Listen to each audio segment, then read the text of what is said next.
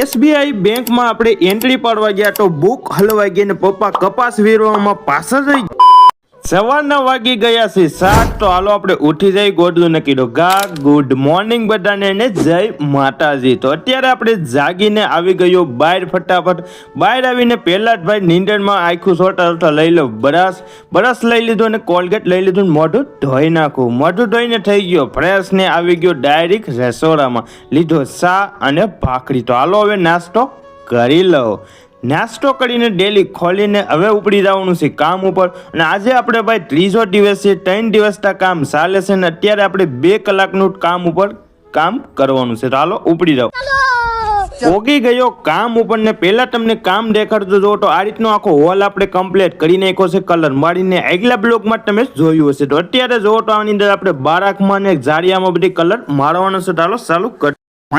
હવે આપણે એક બાર